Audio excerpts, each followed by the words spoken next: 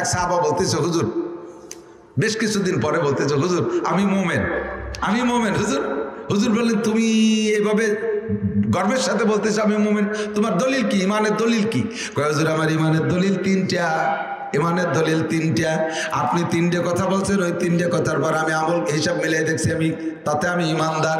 এক নম্বরে আপনি বলছেন হাসিবু কবলান তো হাসাবু, কিয়ামতের ময়দানে আল্লাহ পাকের সামনে সবার হিসাব দিতে হবে। বলেন হবে? আপনি বলেছেন সেই দিন হিসাব দিতে যে পারবা না, কেউ ধরা খেয়ে যাইবা। কাজেই প্রত্যেক দিনের হিসাব প্রত্যেক দিন মিলাই রাখো। কিভাবে কখন মিলাবো? মাথা ও হাসিবু ইয়া রাসূলুল্লাহ। হুজুর যুবক আমার দিক, ডেলির হিসাব ডেলি কিভাবে মিলাবো? হুজুর বললেন সারাদিন সকালে ঘুম থেকে উইটা রাত্রে বিছানায় যাওয়া পর্যন্ত, এই বিছানায় যাওয়া পর্যন্ত 12, 14, 15, 16, 18 ঘন্টা যাই আমরা বাইরে থাকি। বিছানায় যাইয়া ডাইন কাতে শুইয়া এই হাত কান্দে গালের নিচে দিয়ে চক্ষু বন্ধ করে মিলাও। ফজরের নামাজ পড়লাম, ঘুম থেকে উঠলাম, কিভাবে উঠলাম? ওঠার সাথে সাথে পড়লাম দোয়া আলহামদুলিল্লাহিল্লাযী আহইয়ানা বাদামা আমাতানা ওয়া ইলাইহিন নুশুর। এরপরে ওইটা বাইরে গেলাম, বাথরুমে গেলাম, কিভাবে গেলাম? ডাইন পাকে দিলাম না বাম পাকে দিলাম? ঢিলাকুলুক নিলাম কি নিলাম না? পরিষ্কার কেমন হইলাম? এরপরে ওযু করলাম, তারপরে এসে মসজিদে গেলাম, গেলাম কি গেলাম না এটা হিসাব করি। মসজিদে যে নামাজ পড়লাম, নামাজ পড়ে বের হয়ে আসলাম, আইসে তারপরে কি করলাম? গরু ঘর থেকে বের করলাম, হাঁস মুরগির দরজা খুলে দিলাম, ঘর বাড়ি পরিষ্কার করলাম, ইত্যাদি ইত্যাদি মিলাইতে মিলাইতে সারাদিনের হিসাবটা এই বিছানায় আসা পর্যন্ত যদি আপনি ডেলি হিসাব করেন, তাহলে ডেলির হিসাব ডেলি হিসাব করা সম্ভব। কতক্ষণ? ডেলিটা ডেলি করা সম্ভব।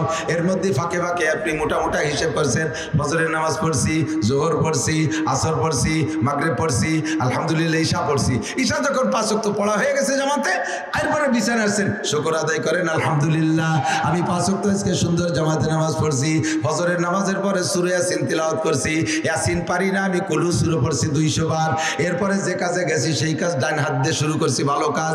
আর বিসমিল্লাহ কে আরম্ভ করছি, খানা খাইছি ডান হাত দিয়া, বাথরুমে গেছি বাম পা দিয়া, মসজিদে গেছি ডান পা দিয়া, লুঙ্গি পরছি সুন্নতি তরিকায়। আরে ফাঁকে ভুল হয়ে গেছে, আমার একটা স্বাস্থ্য ভুল চলে আসছিল বেপর্দা, তার দিকে এক নজর দেখে ফেলাইছিলাম। নেকি যেগুলো করছেন মনে করে আলহামদুলিল্লাহ, হঠাৎ করে স্বাস্থ্য বুনটা সামনে এসে গেছিল, এটা হিসেবে ধরা পড়ছে, নাউজুবিল্লাহ আস্তাগফিরুল্লাহ আস্তাগফিরুল্লাহ আস্তাগফিরুল্লাহ, ওই সাথে সাথে ওইটার সাফ করে ফেলাই দেন।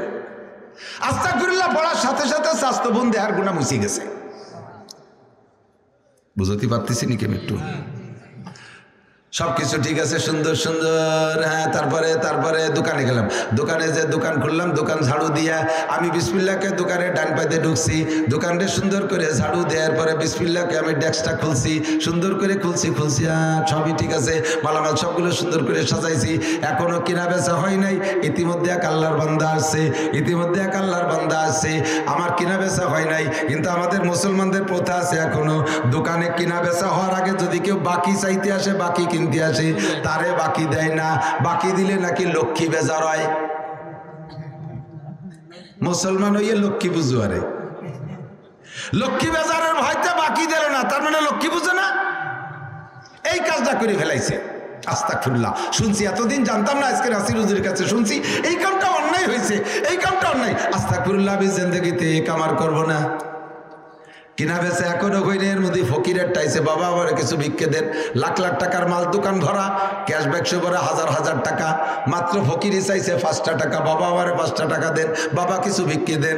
এখনো কেনা বেচা হয় নাই। ওই সময় ফকিরের কাছে জোর হাত করে মাপ চাই, বাবা এখনো বউনি করিনি, বাবা মাপ চাই, বউনি করিনি। ফকির কয়, আল্লাহ কয় কি কোটি কোটি টাকার মালিক হইয়া লাখ লাখ টাকার ব্যবসা করিয়া কত বড় অপরাধ করছিস বুঝতে পারছিস? ফকিরের কাছে মাপ চা লাগছে, ফকিরের কাছে মাপ চাইছি। জীবনে কোথায় মাপ চাইছ? এমপি মন্ত্রীর কাছে, ফকিরের কাছে মাপ চাইছি। অন্যায় কি? তুই বড় লোক হয়েছিস, সেই অন্যায়। তোর কাছে টাকা না থাকলে ফকির আসতো না, আর তোর মাপ চা লাগতো না। এবার ফকিরের কাছে যখন মাপ চাই, ফকিরি কি কয় জানেন? ফকিরিও কয়, দিলাম তোরে মাফ করে, তুই যেন দিনের মধ্যে বউনি করতে না পারিস, যা দিলাম, মাফ করে দিলাম, যা। আমিও তো তোর কাছে বউনি করতে আইছি, তা আমি বললাম না তো, তুই না বলি আমার কি? ওই লোক, আমি তোর কাছে আছি বউনি করতে, আমারে বউনি করতে দিলি না। এ দোস্ত, এই আকীদা শিরকি আকীদা। কিনা বেচা হওয়ার আগে এখনো দোকানে টাকা আসে নাই, দোকান থেকে দিলে সারাদিন যাবে দিতি। আসবে কম দেয়া যাবে বেশি। এই আকিদাটা হলো মুসলমানদের আকিদা। মুসলমানদের দানের হাত খোলা থাকবে লাইলা ওয়া নাহারা, দিনে রাতে একরকম। কতক্ষণ? দিনে রাতে একরকম। মহিলারা ঘর ঝাড়ু দেওয়ার আগে ফকিরে ভিক্ষে দেবে না, বেলা করে যাওয়ার পরে ফকিরে ভিক্ষে দেবে না। বাড়ির উত্তর পাশে যদি কালেকশন করতে হুজুররা ঢোকে বা ফকির ঢোকে, এই ফকিরে ভিক্ষে দেবে না। সন্ধ্যার পরে ফকিরে ভিক্ষে দেবে না। রাতের বেলা বাড়ির থেকে টাকা বের করতে নাই, এই টাকা রাতের বেলা টাকা বের ঘরের থেকে বের করলে অন্য করে দিলে নাকি ভাটি ধরে যায়। আরে মেয়া, রাতের বেলা তোমার বউ অসুস্থ হয়েছে, রাতের বেলা ডাক্তারের টাকা না দিলে তোমার ঔষধ দেবে?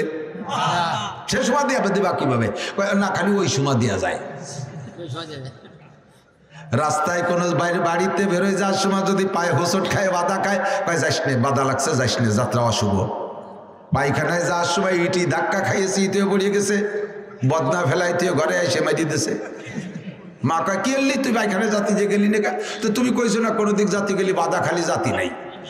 কালো শয়তান তাই বলে কি পায়খানায়ও নাকি? পায়খানার সময় যত বাধা লাগুক জাতিই যাবে, না ঘর নষ্ট হবে। তুমিনুনা বিবাজিল কিতাব ওয়া তাকফুরুনা বিবাজ, তুমি শরীয়তে ভাগ করে দাও, এক জায়গায় একরকম আর এক জায়গায় আরেক রকম।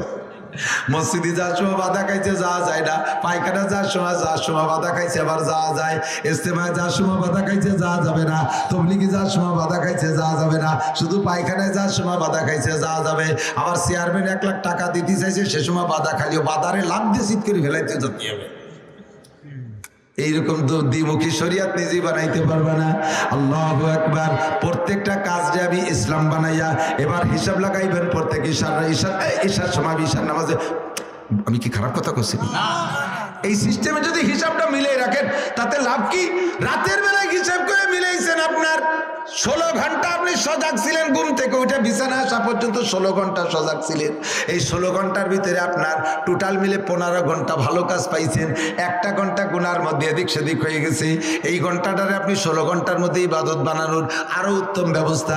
ডান কাতে শুয়ে আপনি বলবেন আস্তাগফিরুল্লাহ রাব্বি মিন কুল্লি যামবি ওয়া আতুবু ইলাইহি।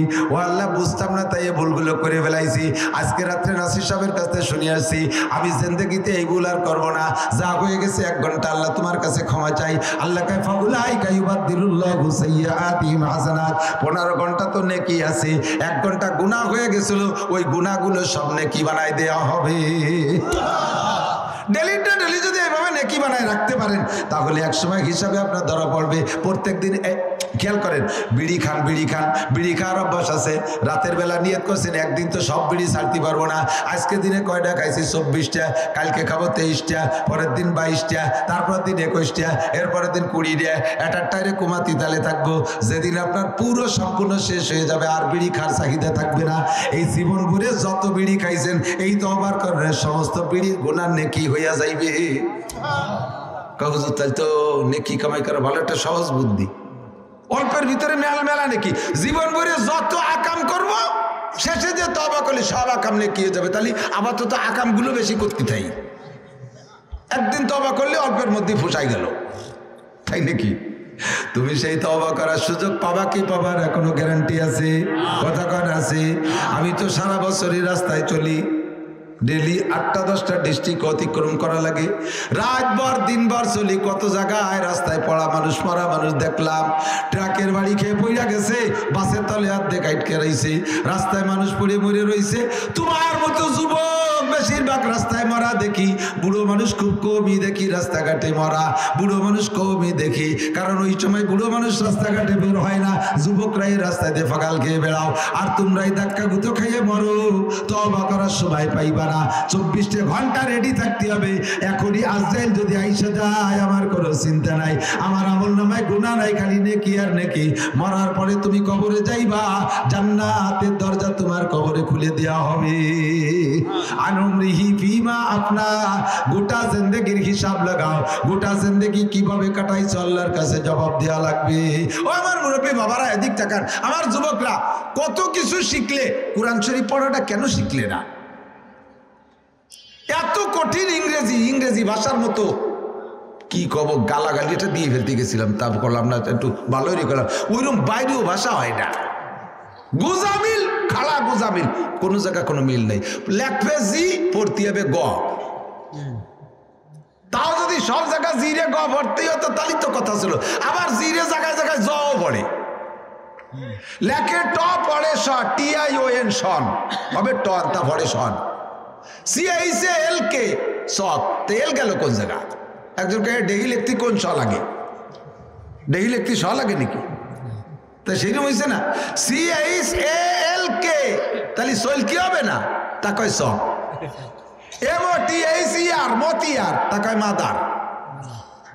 লেখে একটা পড়ে আর একটা, এত বড় গোজামিল ভাষা।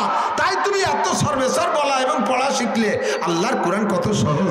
আল্লাহকে বলা আল্লাহ বাজা, আমার কোরআনের মধ্যে কোনো বক্রতা নাই, যা লাগবে তাই পড়বা, যা লাগবা তাই পড়বা। আরে 10 বছর ইংরেজি পড়ছো, ক্লাস 1 থেকে নিয়ে ম্যাট্রিক পর্যন্ত, তবুও তুমি ইংরেজি বলা শিখতে পারো নাই। ও বন্ধুরে, মাত্র 61 থেকে 62 দিন সময় লাগাইলে আল্লাহর কোরআন শুদ্ধ করে পড়তে পারবে। যত বড় কম্পিউটারি মানুষ হোক না কেন, যত বড় কম্পিউটারি মানুষ হোক না কেন, মাত্র 61 দিন। বলবো একটু বলবো, হিসাবটা বলবো, তাহলে সহজ হয়ে যাবে। যার এত ব্রেন কম যে তার নিজের নাম জিজ্ঞেস করলে মেয়ের নাম কয়, তোর নাম কি? কয় জামাল। কয় না, জামাল দি তোর বড় ভাই না। ও হা, তাহলে তো আমার নাম কামাল। নিজের নামও ভুলিয়ে যায়, আব্বার নাম কতি যে কাকার নাম কই বেলাই দেয়। এরকমও যদি হয়, ও ডেলি একটা হরফে 1000 বার পড়লে ওর মুখস্থ অসুবিধা হবে। আরবি হরফ 29টি, জোর হলো না কয়টি? 29টি হরফে 29 দিনই শেখেন। একটু শেখেন কষ্ট করে, লেখেন পড়েন, লেখেন পড়েন। আলিফরে যদি 1000 বার লেখে পড়ে, তাকে ভুলার মতো নাকি? বারে 1000 বার লেখেন পড়েন, ভুলবেন না। 29টা হরফ 29 দিন, দিনগুলো হিসাব রাখেন। আর আরবিতে আকার রস্যিকার মাত্র 3টে, জবর জের পেশ। এই জবরে আকার, জেরে রস্যিকার, পেশে রস্যুকার, 3টেরে 3 দিন শেখেন। 3টেরে 3 দিন, 29 আর 3 কত? একটু হিসাব মিলে রাখেন, আমার সাথে মিলে রাখেন। কত? আর আরবিতে সংযোগ পদ্ধতি 2টা, একটা হলো জজম আর একটা হলো তাসদিদ। এই জজম আর তাসদিদ 2টা হরফে মিলে, যেমন আলিফ বা জবর আব, বা জবর বা, এই যে মিলাইতে হয়, এই মিলানোর জন্য সংযোগ পদ্ধতি 2টা, জজম আর তাসদিদ। 2টেরে 2 দিনই শেখেন। 32 আর 2 34, ঠিক তো? হয়ে গেল। এবার আপনাকে 10টা মদ আছে, 10 প্রকারের মদ। কয় প্রকার? গাঁজা, ইয়াবা, ফেন্সিডিল, হিরোইন। এই মদ মানে টানিয়ে পড়া, মদ মানে টানা জায়গা, টানা ফরজ। টানা জায়গা যদি না টানেন, জায়গায় জায়গায় কাফের হয়ে যাবেন। খেয়াল করতে হবে একটু, টান হবে যেখানে না টানলে আপনি কাফের হয়ে যাবেন। আর যে জায়গায় টান হবে না, সে জায়গায় টানলে আপনি বেঈমান হয়ে যাবেন। যেমন লা আবুদু মা তাবুদুন, এ জায়গা লারে যদি একালিফ না টানেন, যদি এরকম বলেন লা আবুদু মা তাবুদুন, তর্জমা হবে, হে হিন্দু ভাইরা, তোমরা যে দেবদেবীর পূজা করো, আমি অবশ্যই তোমাদের সাথে সামনে পূজা করিবই। ঈমান থাকবে। ওয়ানাশকুরুকা পড়েন, ওয়ানাশকুরুকা ওয়ালা নাকফুরুকা। আল্লাহ তোমার কোটি কোটি নিয়ামত ব্যবহার করে শুকর আদায় করি। ওয়ালা নাকফুরুকা, জীবনে কোনোদিন কুফরি করব না, তোমার শুকর জীবন ভরে আদায় করবো, তাই তো নাকি বলেন? কিন্তু আপনি যদি লারে না টেনে পড়েন ওয়ানাশকুরুকা ওয়ালা নাকফুরুকা, তোমার শুকর এতদিন আদায় করছি, সামনে তোমার কুফরি করব, আর শুকর আদায় করতে পারবো না, ঈমান থাকবে। এরে কয় মদ টাইনে পড়া। এই মদ আছে 10 প্রকার। 10 প্রকারের মদরে 10 দিনই শেখেন। ওদারে রয়েছে 34 দিন, 34টা 10টা মদরে 10 দিন, কত দিন হলো? 44। আর 17টা মাখরাজ আছে, হরফকে তার নির্দিষ্ট স্থান থেকে উচ্চারণ করে না পড়লে আরবিতে দারুণ ব্যস্কম হয়ে যায়, আকাশ পাতাল হয়ে যায়। যেমন কুল হুয়াল্লাহু আহাদ, বলো সেই আল্লাহ এক। কুল কফ লাম পেশ, কুল হুয়াল্লাহু আহাদ, বলো সেই আল্লাহ এক। এ জায়গা কফের জায়গা যদি কাপ পড়েন, কুল হুয়াল্লাহু আহাদ, তর্জমা হবে খাও সেই আল্লাহকে যে আল্লাহ একা। আল্লাহকে কত বড় রাক্ষস আইছে নামাজ পড়তে, ওই সেই আমার কাই বেলে দিচ্ছে। কুল হুয়াল্লাহু আহাদ যদি বলেন আলহামদুলিল্লাহি রাব্বিল আলামিন, তাহলে তর্জমা হবে সব প্রশংসা ওই আল্লাহর, যে আল্লাহ রব্বুল আলামিন, সারা জাহানের প্রতিপালক। আপনি যদি আলহামদুলিল্লাহ হারে আমি কি অপ্রয়োজনীয় কথা বলতেছি? যদি অপ্রয়োজন মনে করে চলে যেতে হবে। জীবন ভরে গোলাইছেন, সারা জীবন নামাজ পড়িয়ে কিয়ামতের ময়দানে খালি হাতে উঠবেন। খোদার কসম, 1 কোটি বার কসম খেয়ে পারলাম অশুদ্ধ পড়ার কারণে আপনার নামাজ হইনি আর সামনে যা পড়বেন তা হবে না। তারই সুপরামর্শ দিচ্ছি। তরজমা আলহামদুলিল্লাহি রাব্বিল আলামিন, সব প্রশংসা আল্লাহর, যেহেতু আল্লাহ সারা জানের প্রতিপালক, তাই তো। যদি আপনি আলহামদু চিকুন না করে বলেন আলহামদুলিল্লাহি রাব্বিল আলামিন, তরজমা হবে সমস্ত ছিঁড়া খেতা, পুরন কাপড়, ছিঁড়া নেকলা, ঝুলি খেতা আল্লাহর জন্য। আল্লাহ কয় তুমি দামি কাপড় পরে ছিঁড়া খেতা আমার জন্য নিয়েছো, নামাজ হবে? এই জন্য শুদ্ধ করে পড়ার জন্য 17টা মাকরাজ, 44 আর 17 কত হয়? 61। 44 আর 17 61 দিন তুমি সময় দিতে পারলা না। 10 বছর মেট্রিকে, আরে আইএ পাস করতে 12, বিএ পাস করতে 14, এমএ পাস করতে 16, নির্বাচন আর করোনা বাইতে গেলে আরো 3-4 বছর পেছে বসে চলে যায়। 20টা বছর সময় লাগাইছো তুমি জেনারেল সার্টিফিকেটে, আল্লাহর কোরআনের সার্টিফিকেটের জন্য সময় দিতে পারো নাই। বুড়ো আমার কাছে হিসাব দিয়ে যাও, পেঁয়াজের খেতে কয়দিন, পাটের খেতে কয়দিন, ধানের খেতে কয়দিন, দোকানে কয় ঘন্টা, সাত দোকানে কয় ঘন্টা, সিনেমা হলে কয় ঘন্টা, স্কুল কলেজে কয় ঘন্টা, মহিলা টেলিভিশনের সামনে কয় ঘন্টা, ফেসবুক আর ইউটিউবের ভিতরে কতটুকু সময় দিয়েছো, আল্লাহর কোরআনের জন্য কতটুকু সময় দিয়েছো।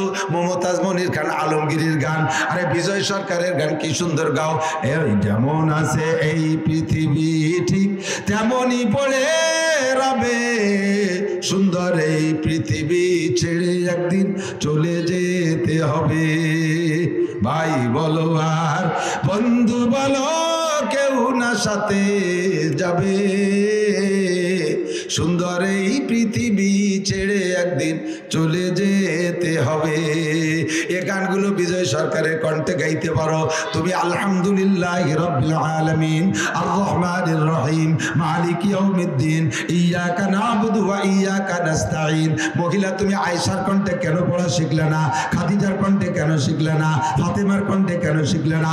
এ পুরুষ, 200 বছর বয়সে সালমান ফারসি রাদিয়াল্লাহু তাআলা আনহু আয়েশা মুসলমান হয়ে 200 বছরের বেশি বয়সে কলেমা পড়ে মুসলমান হইয়া এত বুড়ো মানুষ কোরআন পড়া শিখলো। আবু বকর, উমর, উসমান, আলী, তলহা, জুবায়ের, বিলাল, আম্মার, সোহাইব, এত মানুষ বুড়ো কালে, যৌবন কালে, বিভিন্ন কালে পড়া শিখলো। তোমার সময়টা তুমি কোথায় কাটাইছো? কেন তুমি বুড়ো কালে কোরআন শরীফ পড়া শিখলা না? আমারে ফাঁকি দিয়ে এড়াই যাইতে পারবা না। লা তাজুলু কদামা ইবনে আদম, 4 প্রশ্নের একটা প্রশ্ন হলো গোটা জিন্দেগির হিসাব আমার কাছে দিয়ে যাও। একটু কি আমি বুঝতে পারছি? হিসাব কি দিতে হবে কি হবে না? একে দিতে পারবো বলেন? যে অবস্থায় আছি পারবো? মোটেই না। যারা নামাজ অশুদ্ধ কিরাত দিয়ে পড়ছেন, খোদার কসম নামাজ হয় নাই। ও নামাজের একাক ওয়াক্তের জন্য 230 কোটি 40 লক্ষ বছর পুরা লাগবে। কেন তুমি কোরআন শরীফ শুদ্ধ করে পড়লে না? তাকবীরটা দেয়, ইকামতের ভাব কি? আল্লাহু আকবার, আল্লাহু আকবার, আল্লাহু আকবার, আল্লাহু আকবার, আশহাদু আন্না লা ইলাহা ইল্লাল্লাহ, আশহাদু আন্না লা ইলাহা ইল্লাল্লাহ। ও কি কর মিয়া? জীবন ভরে কই আসলাম, দলিল হলো জীবন ভরে কই আসলাম।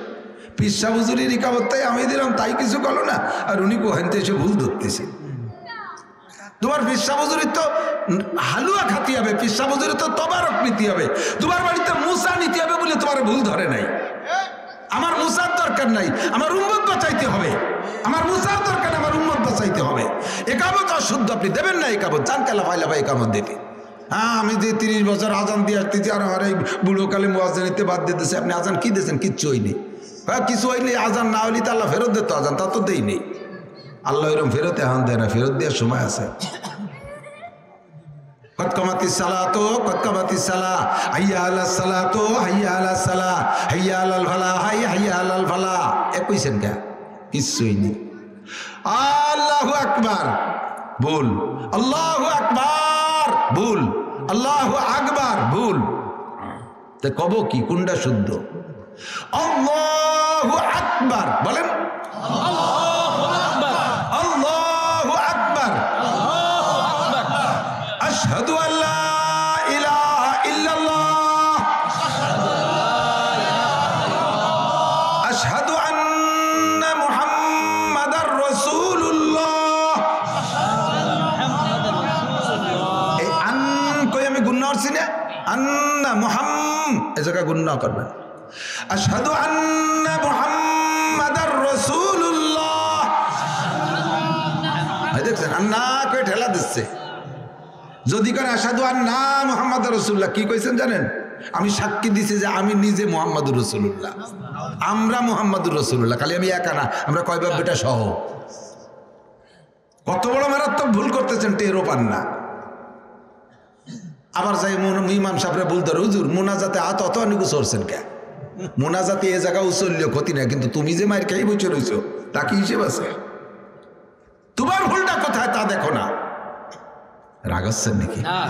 আমি তো রাগ বানানোর চেষ্টা করি, তা বলে হচ্ছে না। কি কয় রাগ হলি না সে শুদ্ধ হওয়ার জন্য চেষ্টা করবেন, তা বলে রাগ হচ্ছে না কেউ। রাগ মানে আমার পর রাগ হচ্ছে না, কিন্তু নিজের ভুলের উপরে রাগ করি। কথা বলেন, এই ভুল হয়েছে কি হয় নাই? ভুল হয়েছে না? বহুত ভুল করছেন। ইমানে মুফাসসাল পড়াই আমি, আমানতু বিল্লাহি ওয়া মালাইকাতিহি ওয়া কুতুবিহি। এই তো আমি তো ওই শোনার জন্য সরাইছি। কুতুবিহি, কুতু হবে না দুদু, অকুতুবিহি। আবার টানে অকুতুবিহি, আবার কয় ওয়া কুতুবিহি। ওয়া ঠেলা দিলে আবার ভুল হয়ে গেছে। ওয়া কুতুবিহি না, অকুতুবিহি, ওয়া কুতুবিহি। আমি কয় সালাম দিচ্ছি, যা কইতা ভুল হয় তা কব না। ওয়ারেও টানবেন না, কুতুরে তুরেও টান দেবেন না। জন্মের ভুল আপনি যা পড়তে চাচ্ছেন তা হবে না। কয় হুজুর যাই ভুল কই না কেন, আমার মন তো ঠিক আছে। তো এই জায়গা যদি মন ঠিক থাকলে থাকতে, তাহলে আরো মেলা জায়গা আমি ধরাই দিতে পারি। মা আপনার মা হয়, এমনি বাবি করে ডাকলেন, অসুবিধে? ভুল হবে না? মা আপনি তো জানেন যে মা তো মা, মার পেট দিয়ে হয়েছে, বাপের মধ্যে সন্দেহ থাকতে পারে, মার মধ্যে তো সন্দেহ নেই। তাই যে জায়গা মার একটু বাবি করলাম, তাতে কি হবে? হবে না সপ্তাহ? বাপে জুড়িয়ে বেলায় দেবে বড় ইয়ে শয়তান। এ তোর বাপি হয় নাকি? তো মা, বউ তো বউ হয়, এমনি মোহাব্বত করে মা করে ডাক দিলেন, অসুবিধে? বোঝে নাই অসুবিধে? বউরে মা করলে অসুবিধে? কি কবে টের পাচ্ছে না? অসুবিধা হবে কিনা? কে আপনার তো বউ হয়, তা তো আপনি জানেন। এমনি মুহি যা কন আর কন, তাতে কি হবে?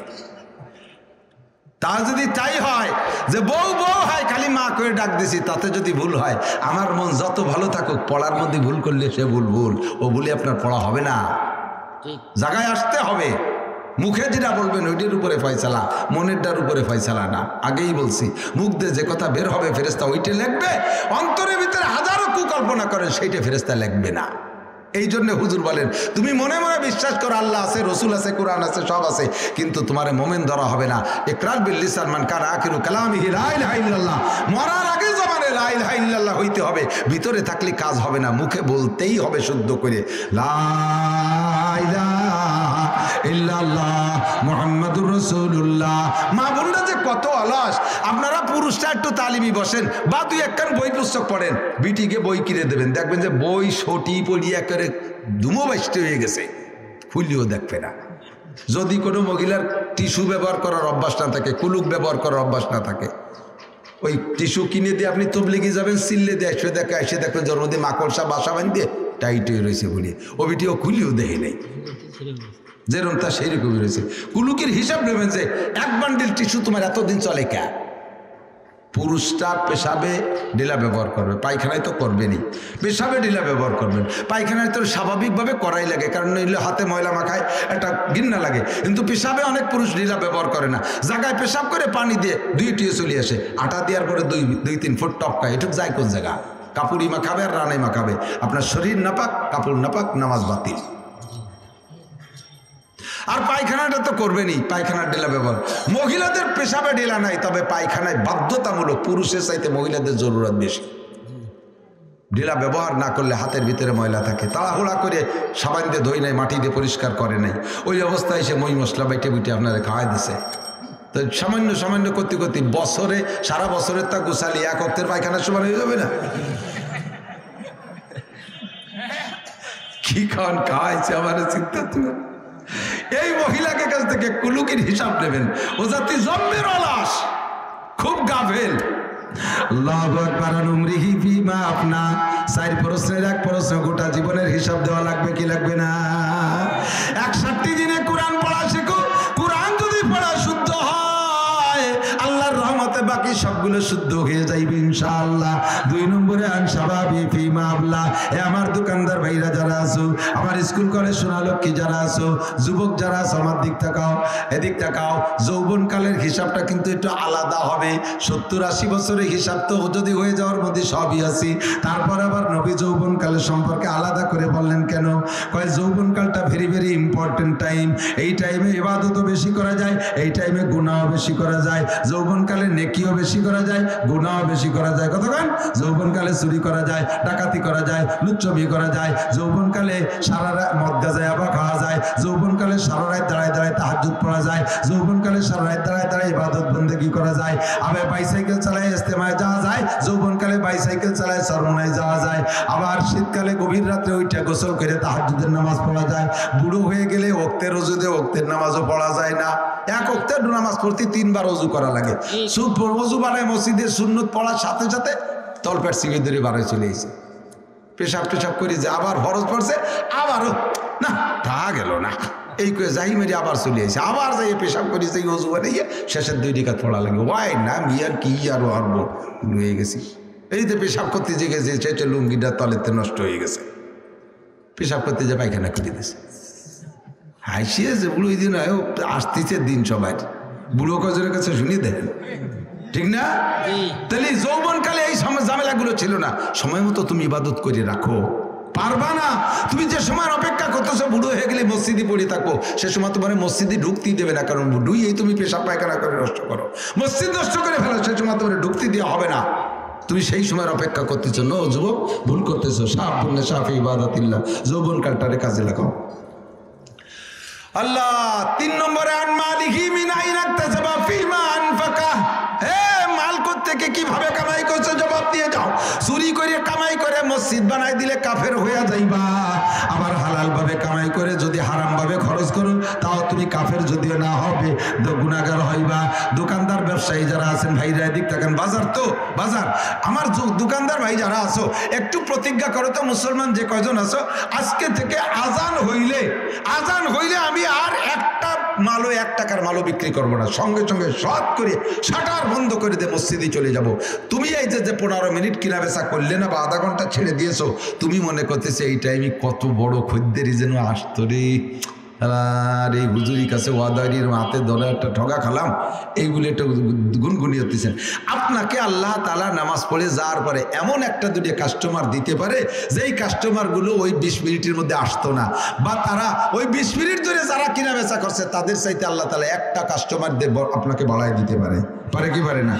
নগদে টাকা বাড়ায় না দিলেও আর একটা বরকত আছে, এদিক খেয়াল করেন, শুনতেছেন তো আমি যা বলতেছি। আর একটা বরকত আছে, সেটা হলো যেই লোকটা নামাজের টাইমও নামাজ না পড়ে কিনা বেচা করে 20,000 টাকা লাভ করছে, আল্লাহ তাআলা ওর 20,000 টাকা চোর দিয়ে, ডাকাত দিয়ে, মামলায় দিয়ে, পুলিশ দিয়ে, ডাক্তার দিয়ে, কবিরাজ দিয়ে, ঘরে দোকানে আগুন লাগাই দিয়ে, তারপরে মাইয়ে চলে গেছে আর একজনের সাথে সাওয়ালে একবারে সাইড দিয়ে নিয়ে উঠছে, বউটা রাত্রিরে হারাই চলে গেছে, এই নানান কিছু দিয়ে ও 20,000 টাকা আদায় করে নিতে পারে।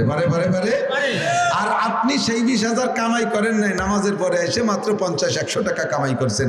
রোগ নাই, শোক নাই, একটা গ্যাস্ট্রিকের বড়ি কিনে খাওয়া লাগে না, একটা বাচ্চা সিজারে ওয়ালও লাগে নাই, মাইয়ে দুবাই এগুলোর বিয়ে হয়ে গেছে, মোটা টাকা দিয়ে জামাইরা নিয়ে চলে গেছে, তারপরে ছেলে বিয়ে করছে, শ্বশুর বাড়ি থেকে 50 লাখ টাকা পেয়ে গেছে, সারিয়াতে ভাই লাভ আসা শুরু হয়ে গেছে, কারণ আপনি আল্লাহর সময় দিয়েছেন, আল্লাহ আপনার ওই সময়ের বরকত অন্যভাবে দিয়ে দিয়েছে। কথা কন না কেন?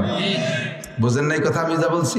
কাজেই আমি এই প্রতিজ্ঞা করতে পারি, সদস্য হুজুর শামসুল হক ফরিদপুরি রহমাতুল্লাহ আলাইহির কাছে খুলনা বড় বাজারের বহুত বড় একজন ব্যবসায়ী, সেই কালে বড় বাজারের সবচেয়ে বড় ব্যবসায়ী উনি, ওই লোকটা সদস্য সাহেবের গুণকীর্তন শুনিয়ে হুজুরির কাছে মুরিদ হতে আসছে। হুজুর আমি আপনার কাছে বায়াত হবো। হুজুর কয়, মিয়া তুমি এত বড় ব্যবসায়ী, তুমি আরো নিজে এতে ব্যবসা করো, তুমি আমার কাছে বায়াত হতে পারবো না। কয় না হুজুর আমি আইসি প্রতিজ্ঞা করে হবই। হুজুর কয় তোমারে ওয়ান টেস্ট, 1 বছরের একটা সবক দিয়ে দেয়, মুরিদ করবো না, 1 বছর পরে মুরিদ করবো যদি এই সবকে তুমি টিকতে পারো। কি সবক? 1 নম্বর সবক হলো তোমার দোকানে যত ডেট ফেল মাল আছে ওইগুলো বের করে দিবা, এর সাথে প্রত্যেকটা মালের 10 গুণ বলে দিবা, আমার মালের এই দোষ আছে, এই গুণ আছে, যার মনে চায় নেবে, সে যার মনে চায় না নেবে না। চক্ষু বন্ধ করে হিসাব করে দেখে দোষ কইতে গেলে 12 আনা মাল বের করে ফেলানো লাগে। দোষী মাল 12 আনা, সাইডে না আছে ভালো, 2 নম্বর হলো আজান হওয়ার পরে টুপলায় পেঁয়াজ দেছো, আজানের আগে টুল্লা পেঁয়াজ আসছো একজনে, সে সময় তো টুল্লা বান্ধা ছিল, এখন তো সব পলিথিন হয়ে গেছে, মনে আছে নাকি মুরব্বীরা? হ্যাঁ, ওই পদ্মা পাতায় দিয়ে লবণের টুল্লা মনে আছে না, কলার পাতায় দিয়ে কাগজ দিয়ে সুন্দর করে টুল্লা বাঁধা, আমি খুব ভালো বানতে পারি, আমার দোকানদারের বাড়ি লজিং ছিল, সব টুল্লা আমি খুব সুন্দর বানতে পারি। তো পেঁচাইছো আজান দেওয়ার আগেতে শুরু করছো, 1 পেঁচ 2 পেঁচ, আর 3 নম্বর পেঁচ দিলে মালটা দেওয়ার যোগ্য হয়ে যায়। 3 নম্বর পেঁচের আগে কানে আল্লাহু আকবার শব্দ হচ্ছে, 3 নম্বর পেঁচ দিবা না, কাস্টমাররে বলবা চলো যাই নামাজ পড়ে আসি, আমি মাল দিতে পারবো না। তোমার মনে চাইলে অন্য দোকানের থেকে নিয়ে যেতে পারো, নতুবা চলো নামাজ পড়ে আসি, অপেক্ষা করো, আমার এই মাল নিয়ে যাবা। এই 10 গুণ বলে দিবা মালের। আর এইভাবে তুমি আজান হইলে ব্যবসা করতে পারবে না। এই 2টা সবকের পরে 1 বছর যদি তুমি টিকে থাকতে পারো, তাহলে আগামী বছর আসবে মুরিদ করবো। ও কয় জি ইনশাআল্লাহ। চলে গেছে, যাইয়া আগে দোষী মাল যেগুলো নজরে সব বের করে গাঙ্গে ফেলাই দিছে। এরপরে যেগুলো একটু কম বেশ আছে সবগুলোই 10 গুণ বলে দেওয়া শুরু করছে। এতে সমস্যা নেই, এতে কাস্টমার ভালো হয়েছে, বাড়ছে। কিন্তু মুশকিল হয়ে গেছে এক জায়গায় টুল্লায় আর 1টা পেঁয়াজ দিয়ে দিতে পারে। সেই সময় আজান হয়েছে, টুল্লা দোকানের মধ্যে তুই কয় চলো নামাজ পড়ে আসি, আর না তোমার যদি ভালো না লাগে আর এক দোকানে নাও, এ মাল দেবো না। এই লোক সব খেপিয়ে গেছে, ইটা সুবির বিটা সুপিয়ে গেছে, দরবেশ হয়ে গেছে, ওর দোকানে মাল কিনা যায় নাকি। এই করিয়া আস্তে আস্তে কাস্টমার মাসখানিক বেশ ঘাটতি হয়ে গেছে। এখন তো মনের ভিতরে 1.5টা ভাসিয়ে শুরু হয়ে গেছে। 1 মাস পরের থেকে আল্লাহ পাক বরকত শুরু করছে। সমস্ত কাস্টমাররা কয় 1 নম্বর নির্ভেজাল নির্দোষী মাল যদি পাইতে হয় ওই দোকানে যাইতে হবে, অন্য সব জায়গা ভেজাল। মাপে ভালো, সবকিছু ভালো, তবে মুশকিল হলো লোক আজানের পরে আর দেবে না। কাজেই যা কিনার দরকার 2 আজানের মাঝখানে যে কিনে আনতে হবে। 2 আজানের মাঝখানে এমন কিনা বেচা, পুরো বাজার বন্ধ হয়ে গেছে সব ওনার কাছে, মাল ভালো।